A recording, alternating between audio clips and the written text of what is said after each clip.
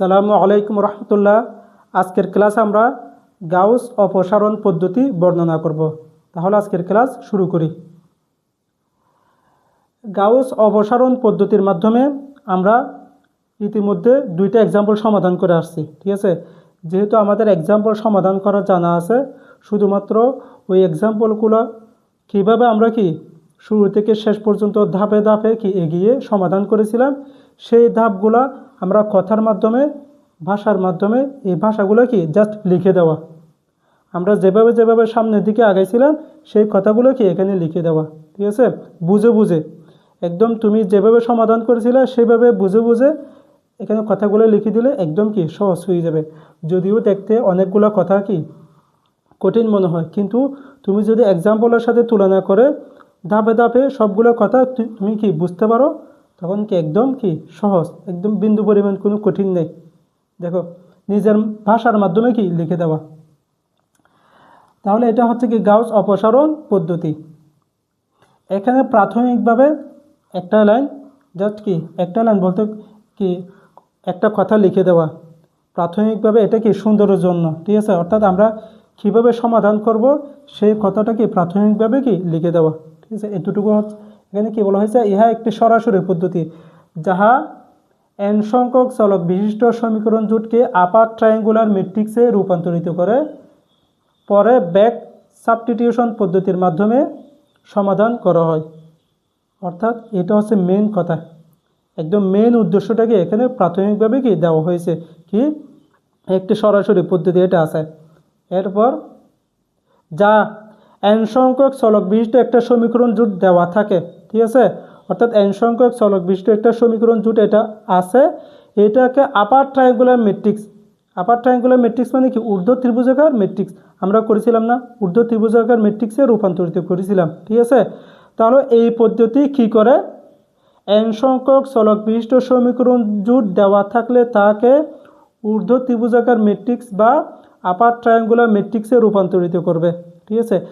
এতটুকু করার পর আমরা কি করেছিলাম, ব্যাক সাবস্টিটিউশন অর্থাৎ পশ্চাৎ প্রতিস্থাপনের মাধ্যমে জাস্ট আমরা সমাধান করে দিয়েছিলাম না, এটা এখানে বলা হয়েছে ব্যাক সাবস্টিটিউশন পদ্ধতির মাধ্যমে সমাধান করা হবে, ঠিক আছে। এটা হচ্ছে প্রাথমিক কথা, অর্থাৎ মূল উদ্দেশ্য যেটা সেটা দেওয়া হয়েছে। এরপর আমরা কি করব, n সংখ্যক চলক বিশিষ্ট একটা সমীকরণ জোট ধরে নিব, ঠিক আছে। এখানে n সংখ্যক চলক বিশিষ্ট একটা সমীকরণ জোট নেওয়া হয়েছে। আমরা যেগুলো এক্সাম্পল করেছিলাম ওই এক্সাম্পলের মধ্যে কী দেওয়া ছিল, a11 x1 a12 x2 a13 x3, ঠিক আছে। এতটুকু পর্যন্ত 3 চলক বিশিষ্ট সমীকরণ জোট দেওয়া ছিল। তো যেহেতু এখানে n সংখ্যক বলছে, অর্থাৎ n চলক, তাহলে আমরা n পর্যন্ত নিতে হবে, আমাদের n পর্যন্ত নিতে হবে। সেজন্য আমরা দুইটা দিয়ে তারপর ডট ডট দিয়ে n পর্যন্ত দিয়ে দিয়েছি। দেখো a1n, এখানে সবগুলোর মধ্যে প্রথমে 1 আছে, a1, অর্থাৎ এটাকে এটা যেহেতু প্রথম সারি হিসেবে নেওয়া হয়, ঠিক আছে। এটা হচ্ছে 1, যেহেতু এটা হচ্ছে প্রত্যেকটার মধ্যে প্রথম সারি, সেই জন্য এটা হচ্ছে a11 a12 a1n, এরপর xn। এরপরটা কত হবে, a21 x1 a22 x2 a2n xn, এদিকে কী হবে, b2 হবে। তারপর একদম এইদিকের মাঝখানে অনেকগুলো আছে না, ধরো a3 a31 a41 a51 a61, এভাবে যাইতে যাইতে যাইতে কত পর্যন্ত গেছে, an1 পর্যন্ত গেছে। আমরা n সংখ্যক নিচ্ছি সেই জন্য, তাহলে এখানে ডট ডট দেওয়া হয়েছে an1 x1 an2 x2 plus dot dot dot ann xn। দেখো তো এখানে এটা শেষ পর্যন্ত কত হয় বলো, এদিকে শেষ পর্যন্ত যখন যাবে, ধরো এটা এদিকে কোনাকুনি গিয়ে এখানে শেষ হবে না, দেখো তো এখানে কোনাকুনি গিয়ে এখানে কি হবে, শেষ হবে। তাহলে এটা কত হয়, a22, এটা শেষ পর্যন্ত গিয়ে কি হবে, ann হবে না। দেখো এই বরাবর এখানে কত হচ্ছে a11, এখানে কত a22, তাহলে এখানে কোনা এটা, তাহলে এটা শেষ কোনা এটা হবে না, সেজন্য এখানে কত হচ্ছে ann xn। এতটুকু আর বুঝছো। অর্থাৎ এখানে কি নেওয়া হয়েছিল, 2 নেওয়া হয়েছিল, এখন এখানে কি নেওয়া হয়েছে, n নেওয়া হয়েছে, n, এখানে সবগুলো n আছে, ann xn। এটা একদম সিম্পল কথা। এরপর আমরা কি করব, এই ম্যাট্রিক্স, এটাকে 1 নংয়ের ম্যাট্রিক্স সমতুল্য ম্যাট্রিক্স, এখন আমাদেরকে এক্সাম্পলে চলে আসছে। জাস্ট এখন থেকে শুরু করে শেষ পর্যন্ত আমরা এক্সাম্পল যেভাবে সমাধান করছি সেইভাবে করব। মনে করে এটা হচ্ছে কি সমীকরণ জোট দেওয়া আছে। এরপর আমরা কি করেছিলাম, সমতুল্য ম্যাট্রিক্স নিয়েছিলাম না, সেই সমতুল্য ম্যাট্রিক্স এ সমান কি বি দিয়ে দিয়েছি। জাস্ট এক্সাম্পল যেভাবে করছি সেভাবে দিয়ে দিয়েছি। দেওয়ার পর আমরা কি করেছিলাম, একে ম্যাট্রিক্স আকারে দিয়েছিলাম, এক্সকে ম্যাট্রিক্স আকারে দিয়েছিলাম, বিকে ম্যাট্রিক্স আকারে দিয়েছিলাম। এটাই করা হয়েছে। দেখো এ সমান এখানে যতগুলো আমরা কি সহগ নিয়েছি সবগুলো এখানে কি দেওয়া হয়েছে, যেভাবে আছে সেভাবে। ওখানে যেভাবে করছি হুবহু ওইভাবে, ওখানে যতগুলো সহগ ছিল সবগুলো নিয়েছিলাম, এখানে যতগুলো সহগ আছে সবগুলো কি নিয়েছি। নেওয়ার পর এতটুকু। এরপর আমরা কি বর্ধিত ম্যাট্রিক্স নিয়েছিলাম না, এক্সাম্পল সমাধান করেছিলাম কি বর্ধিত ম্যাট্রিক্স নিয়েছিলাম। একদম বিন্দু মানে যেভাবে কাজ করছি সেভাবে বর্ধিত ম্যাট্রিক্স নিয়েছি। এ বি, এর জায়গায় এর মানটা বসাই দিয়েছি, বি এর জায়গায় বি এর মানটা কি বসাই দিয়েছি। বি সমান কত, বি1 বি2 বিএন পর্যন্ত এতটুকু। এরপর এখন আমাদের ধাপগুলো আসবে, অর্থাৎ কাজগুলা কি দেখো, এটা বর্ধিত ম্যাট্রিক্স নেওয়ার পর আমাদের কাজ কী ছিল বলতো, সর্বপ্রথম কাজ কী ছিল, এটাকে 1 বানানো। এখানে প্রথম উপাদান যেটা আছে সেটাকে কি 1 বানানো, ঠিক আছে, এটাকে আমরা 1 বানাবো এতটুকু। আচ্ছা, এখানে 1 বানানোর জন্য প্রাথমিকভাবে একটা কথা লিখে দিতে হবে, সেটা কি, এটা যদিও আমরা যেগুলো সমাধান করছি সেখানে শূন্য ছিল না, শূন্য ছিল না সেজন্য, কারণ সমীকরণ জোট দেওয়াই ছিল, ওখানে শূন্য ছিল না। এখন তো এখানে আমরা কি অজানা মান ধরে নিছি, তাহলে এটা কি শূন্য হতেও পারে, ঠিক আছে, শূন্য হতেও পারে। সেজন্য আমরা লিখছি যদি a11 সমান কি হয়, শূন্য হয়। যদি a11 কি হয়, শূন্য হয়, তাহলে শূন্য কথা আমরা 1 বানাতে পারি না কোনো সময়। শূন্যকে কিছু দ্বারা ভাগ করে 1 করতে পারি না, কিছু দ্বারা গুণ করেও কি 1 করতে পারি না। সেজন্য এটা লিখব, যদি a11 সমান শূন্য হয় তখন তাকে আমরা কি করব, সজ্জিত করব, পুনঃসজ্জিত করব, ঠিক আছে। অর্থাৎ এখানে শূন্য থাকতে পারবে না, কারণ এখানে আমাদের 1 বানাতে হবে। কি বানাতে হবে, 1 বানাতে হবে। এই কর্ণটা 1 বানাতে হবে না, সেজন্য। তাহলে এটা যদি শূন্য হয়, এটা 1 বানানোর কোনো সুযোগ নাই। তাহলে এটাকে আমরা কি করে দিব, পুনঃসজ্জিত করে দিব, অর্থাৎ কোনো একটা সারির সাথে আমরা বিনিময় করে দিব। যখনই বিনিময় করে দিব তখন এখানে কি একটা মান চলে আসবে। এটা কি লিখে হয়েছে, যদি a11 শূন্য হয় তাহলে তাকে কি করে আমরা পুনঃসজ্জিত করি। পুনঃসজ্জিত করার পর তাহলে এটা আর শূন্য হচ্ছে না, এটা লিখছি। যদি a11 নট ইকুয়াল শূন্য হয় তখনই আমরা এখানে 1 বানাবো। আচ্ছা, 1 বানানোর জন্য আমরা কি করি বলো তো, আমরা এক্সাম্পলের মধ্যে চলে যাই। 1 বানানোর জন্য আমরা এখানে যে মানটা থাকে সেটা দ্বারা ভাগ করে দিই না, আমরা করেছিলাম না। এখানে ধরো 4 ছিল, এখানে কত ছিল, 4 ছিল, তাহলে 4কে 4 দ্বারা ভাগ করে দিয়েছিলাম। 5 ছিল, 5কে 5 দ্বারা ভাগ করে দিছি। তো এখানে কত আছে, a11 আছে, তাহলে এটাকে আমাদের 1 বানানোর জন্য a11 দ্বারা ভাগ করে দিতে হবে না, সেটাই করবো। দেখো যদি এটা শূন্য না হয় তাহলে প্রথম সারি, তাহলে এটাকে যদি a11 দ্বারা ভাগ করে দিতে হয়, এটা মানে কি পুরো সারিকে কি 1 দ্বারা ভাগ করে দেওয়া না। আমরা এটাকে সাইড নোট করে লিখে দিয়েছিলাম না, r1 প্রাইম সমান কত, r1 বাই কত, এই মানটা দিয়েছিলাম, ঠিক আছে। তো একইভাবে আর কি প্রথম সারিকে a11 দ্বারা কি করে দিই, ভাগ করে পাই। প্রথম সারিকে a11 দ্বারা ভাগ করে পাই, ভাগ করছি। আচ্ছা, ভাগ করার পর এরপর আমরা কাজ কী করেছিলাম বলো তো, এরপরে কাজ ছিল যে এই দুটাকে শূন্য বানানো, বুঝছো। প্রথম কাজ ছিল এটাকে 1 বানানো, তাহলে 1 বানানোর কাজটা আমরা করে ফেলছি, ভাগ করে ফেলছি। তারপরে কাজ কী ছিল বলো তো, এই দুটাকে শূন্য বানানো। এই দুটাকে শূন্য আমরা কীভাবে বানাতাম বলো, এই দুটাকে শূন্য বানাতাম আগে এই প্রথম সারি এটাকে, এই প্রথম সারি এটাকে এখানে যে মান আছে কোন কোন মান দেখো তো, a21 এইদিকে নিচে আমাদের এখানে যত নিচে অর্থাৎ a11 নিচে যতগুলো মান আসবে সবগুলোকে শূন্য বানাতে হবে। এটা নিচে যতগুলো মান আছে সবগুলোকে শূন্য বানাতে হবে, ঠিক আছে। তো আমরা দুটো নিয়ে করছিলাম আর কি। তো শূন্য বানানোর জন্য আমরা কী করছিলাম, এই মানটাকে অর্থাৎ এখানে 1 পাইছিলাম না, সেই 1কে এই মান দ্বারা গুণ করে এটা থেকে বিয়োগ করে দিয়েছিলাম না আমরা, ঠিক আছে। অর্থাৎ r2 - 2r1 এভাবে লিখছিলাম। একইভাবে r3 প্রাইম সমান, এটা r3 প্রাইম সমান r3 - 3r1 5r1 এভাবে কি লিখছিলাম না। একইভাবে এখানে এটাকে আমরা এটা দ্বারা গুণ করব এবং এই সারি থেকে বিয়োগ করে দিব, এই সারি থেকে কী করে দিব, বিয়োগ করে দিব। বুঝছো, একদম কথা যেভাবে কাজ করেছি সেভাবে। এখানে এটাকে 1 পেয়েছি, যেহেতু 1 পেয়ে গেছি, সেই 1কে এটা দ্বারা গুণ করব, এটা দ্বারা গুণ করব, এখানে ডট ডট যা আসবে সবগুলো দ্বারা গুণ করব। এইটা লিখছি প্রথম সারিকে A21, এখানে এর পরেরটা যদি আমরা আরেকটা নিই A31, এভাবে যাইতে যাইতে AN1 দ্বারা কী করছি, গুণ করছি। ঠিক আছে, এটা হবে গুণ করি, গুণ করি। ঠিক আছে, গুণ করে ভাই, দ্বারা গুণ করে গুণ করছি। গুণ করার পর দেখো এটা থেকে এটা বিয়োগ করে দিব, এখানে একটা মান পেয়েছিলাম না, এটা থেকে এটা বিয়োগ করে দিব, এটা থেকে এটা বিয়োগ করে দিব, সেটাই লিখছি। অর্থাৎ দ্বিতীয় সারি থেকে শুরু হবে। এগুলো দ্বারা A21, A31, AN1 দ্বারা এইটাকে প্রথম সারিকে আমরা কি করছি, গুণ করছি। গুণ করার পর দ্বিতীয় সারি থেকে, তৃতীয় সারি থেকে, চতুর্থ সারি থেকে, এভাবে nতম সারি থেকে আমরা কি করে দিব, বিয়োগ করে দিব। এগুলো করছিলাম না, দেখো এটাকে এটা দ্বারা গুণ করে এটা থেকে বিয়োগ করে দিয়েছি, এটা থেকে বিয়োগ করে দিয়েছি, এভাবে কি nতম সারি থেকে বিয়োগ করে দিতে হবে। দ্বিতীয়, তৃতীয়, nতম সারি হতে কি বিয়োগ করে পাই। বুঝছো, এটা হচ্ছে এতটুকু। তাহলে আমাদের এটা শূন্য হয়ে গেছে, এই কলাম এটা পুরোটা এটা 1 হয়ে গেছে, এদিকে নিচে সবগুলো শূন্য হয়ে গেছে। এখানে 1 দিয়ে দিয়েছি, এখানে 0, এভাবে যেতে যেতে এতটুকু পর্যন্ত সবগুলো শূন্য হয়ে গেছে, শূন্য লিখছি। এরপর আমাদের কাজ কী ছিল, এখন প্রত্যেকটা হচ্ছে কি এক্সাম্পল থেকে অনুধাবন করতে হবে। এরপরে কাজ ছিল যে এখানে যে মানটা ছিল তাকে 1 বানানো, আবার এখানে যে মানটা ছিল তাকে কি 1 বানানো। আচ্ছা দেখো, এখন আমরা কি করেছিলাম, এটাকে দেখো A21 দ্বারা ভাগ করে দিয়েছিলাম না। দেখো প্রথম সারিকে এত দ্বারা কী করে দিয়েছি, ভাগ করে দিয়েছি।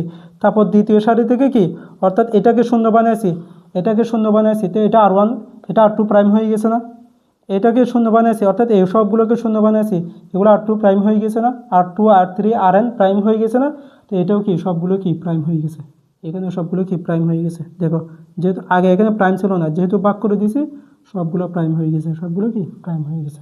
বুঝছো, এখন এটাকে আমাদেরকে 1 বানাতে হবে। এটাকে 1 বানানোর জন্য এটাকে এটা দ্বারা ভাগ করতে হবে না, কাকে, অর্থাৎ এ প্রাইমকে A22 দ্বারা ভাগ করতে হবে, A'22কে A'22 দ্বারা ভাগ করতে হবে। তার মানে কি বোঝায়, এই পুরো দ্বিতীয় সারিকে, ঠিক আছে, এখানে দ্বিতীয় সারিকে আমরা কি করব, এটা দ্বারা ভাগ করে দেব, পুরো দ্বিতীয় সারিকে। এটাই লিখছি আমরা, দ্বিতীয় সারিকে A'22 দ্বারা, এখানে প্রথম সারিকে এটা দ্বারা, এখানে দ্বিতীয় সারি A'22কে এই, ঠিক আছে, এই পুরো দ্বিতীয় সারিকে আমরা A'22 দ্বারা কি করে পাই, ভাগ করে পাই। এতটুকু লিখছি। লিখার পর এখানে আমরা ভাগ করার পর কি লিখছিলাম, দেখো প্রত্যেকটা থেকে এটার সাথে এই সবগুলো নিচে সবগুলো গুণ করে নিচ থেকে বিয়োগ করেছিলাম। একইভাবে একটা যদি ভালো করে বুঝো সবগুলোকে পারা যাবে। এটাকে নিচে সবগুলো দ্বারা গুণ করে নিচের থেকে বিয়োগ করছিলাম, নিচের সারি থেকে বিয়োগ করেছিলাম। একইভাবে দেখো এটাকে নিচের গুলো দ্বারা গুণ করে নিচের সারি থেকে কি করতে হবে, বিয়োগ করতে হবে। ঠিক আছে, এটা আমরা করছি। প্রথমত ভাগ করেছি, ভাগ করে পেয়েছি। তারপর দ্বিতীয় সারিকে এরপরে কত আছে বলো তো, এখানে কত আছে A'22 না, এরপরটা কত A'32, এরপর এখানে কত হবে 42। এভাবে যাইতে যাইতে এখানে কত হবে A'N2 হবে না, এই জন্য এখানে লিখছি A'32, A'42, A'N2। বুঝছো, একদম এটার মতো। এখানে A11কে এগুলো নিচেরগুলো দ্বারা গুণ করে নিচেরগুলো থেকে বিয়োগ করেছিলাম। এখানেও সেম, এখানে নিচেরগুলো থেকে জাস্ট একদম সরাসরি নিচে। তো এটা যদি A'22 হয়, A'22 হয়, এরপর একটা কথা হবে A'32, এরপরটা A'42, এভাবে যাইতে যাইতে A'N2। এটা কি লেখা হয়েছে, গুণ করে জাস্ট তার নিচ থেকে এখানে এটার নিচে দ্বিতীয় থেকে আমরা বিয়োগ করেছিলাম, দ্বিতীয়, তৃতীয়, nতম সারি। তাহলে এটা কত, দ্বিতীয় আছে না, তাহলে দ্বিতীয়র নিচে কি আছে, তৃতীয় থেকে শুরু হবে, তৃতীয়, চতুর্থ, এভাবে কি nতম সারি থেকে কি করে পাই, বিয়োগ করে পাই। এতটুকু পর্যন্ত একদম কি শেষ হয়ে গেছে। দেখো তো, তারপর আমরা কি লিখব, এই পদ্ধতি অগ্রসর হয় যেন প্রধান কর্ণের নিচে সবগুলো কি হয়, উপাদান শূন্য হয়। এই যখন আমরা এই কাজটা করে ফেলছি তখন এরপরে উপাদান এটা কি হয়ে গেছে শূন্য হয়ে গেছে, এটা 1 হয়ে গেছে এবং তারপরের উপাদানগুলো কি হয়ে যাবে শূন্য হয়ে যাবে। ঠিক আছে, এটা দেখো এটা কি হয়ে গেছে শূন্য হয়ে গেছে। আমরা এটা করেছিলাম না, এটা থেকে যখন এটা বিয়োগ করে দিয়েছি এটা কি হয়ে গেছে শূন্য হয়ে গেছে। এভাবে আমরা যদি ধাপে ধাপে ধাপে কাজ করতে থাকি তখন এখানে যত চলক থাকবে সবগুলো কি হয়ে যাবে শূন্য হয়ে যাবে। ঠিক আছে, যতক্ষণ এভাবে লিখছি আমরা এই পদ্ধতি অগ্রসর হয় যেন প্রধান কর্ণের নিচে সবগুলো উপাদান কি হয় শূন্য হয়। এই প্রধান কর্ণে এটা থাকবে, তার নিচে সবগুলো উপাদান কি হবে শূন্য হতে থাকবে। বুঝছো, এই দেখো তাহলে আমরা লিখছি A11 এতটুকু পর্যন্ত, এখানে কি প্রধান কর্ণে এটা লিখছি, তাহলে এদিকে সবগুলো কি হয়ে গেছে প্রধান কর্ণের নিচে সবগুলো কি হয়ে গেছে শূন্য হয়ে গেছে, সবগুলো উপাদান শূন্য হয়ে গেছে। এরপর দেখো এখানে এগুলো পরিবর্তন হয়ে গেছে। পরিবর্তনটা কীরকম, আমরা এক্সাম্পল সমাধান করেছি তখন প্রথম সারি এটা শুধুমাত্র একবার পরিবর্তন হয়, প্রথম সারি কি শুধুমাত্র একবার পরিবর্তন হয়, ভাগ করেছি সেই জন্য এটা কি পরিবর্তন হয়ে গেছে। কিন্তু দ্বিতীয় সারি এটা দুইবার পরিবর্তন হয়েছে। দেখো এখানে একবার পরিবর্তন হয়েছে, এরপর আমরা এগুলো কি আবার বিয়োগ করে দিয়েছি না, বিয়োগ করে দেওয়ার কারণে এটা আবার কি হয়ে গেছে পরিবর্তন হয়ে গেছে। বুঝছো, অর্থাৎ এখান থেকে এটা ভাগ করে আমরা কি এটা পেয়েছিলাম। বুঝছো, এগুলো শূন্য আনার পর এটা পেয়েছিলাম, আবার এটাকে যখন আমরা ভাগ করে দিয়েছি তখন আমরা কি আবার এগুলো কি পেয়েছি না, এটাকে ভাগ করে দেওয়ার পর 1 পেয়েছি। একইভাবে এখানে সবগুলোকে ভাগ করে দিতে হবে না, তখন এর পরটা কত হবে A'2'2 হবে। ঠিক আছে, এরপরটা এখানে শেষ পর্যন্ত যেটা আছে সেটা কি হবে A'2n হবে। বুঝছো, এটাকে ভাগ করার কারণে 1 হয়েছে, এরপরে সবগুলো ভাগ করে দিলে এখানে তো প্রাইম আছে ডাবল প্রাইম হয়ে যাবে, ডাবল প্রাইম কি হয়ে গেছে। বুঝছো, এখন এখানে কত ছিল B2 প্রাইম ছিল, তো এটাকে ভাগ করে দিলে আমরা কি B2 ডাবল প্রাইম লিখবো, ডাবল প্রাইম না লিখে আমরা কি C2 প্রাইম দিয়েছি আর কি, ডাবল প্রাইম লেখা যায়। ঠিক আছে, যেহেতু এখানে B1 প্রাইম আকারে আছে সেজন্য আমরা কি লিখছি B1 প্রাইম, এখানে কি লিখছি C2 prime, B2 prime just এটা কি লিখছি C2 প্রাইম লিখছি, এটা পরিবর্তন হয়ে গেছে সেজন্য। এরপরটা দেখো তো এখানে কি হয়ে গেছে সাথে এটা যখন ভাগ করে দিয়েছি শেষ পর্যন্ত ধ্রুবক এটা কি K'(n) হয়ে গেছে। বুঝছো, এখন এতটুকু আসার পর আমরা কি লিখেছিলাম, এটার সাথে x দিয়েছিলাম, এটার সাথে x2, এখানে x1, এখানে x2, এখানে কি x3, এভাবে যেতে যেতে এখানে কত পর্যন্ত হবে xn পর্যন্ত হবে, আর এটা যেভাবে আছে সেভাবে থাকবে। এটাকে বাদ হয়ে গেছে, এখানে কি হবে x2 থেকে শুরু হবে, এটা x3, এটা কি xn, এভাবে যেতে যেতে এটা কি হবে একদম কি xn হয়ে যাবে না xn, কারণ এটা xn পর্যন্ত। এটাকে আমরা লিখছি রূপান্তরিত সমীকরণ, x1 যেভাবে বলছে সেভাবে এই সহগগুলো যেভাবে আছে সেভাবে গুণ হয়ে গেছে, এদিকে এতটুকু পর্যন্ত কি শেষ হয়েছে।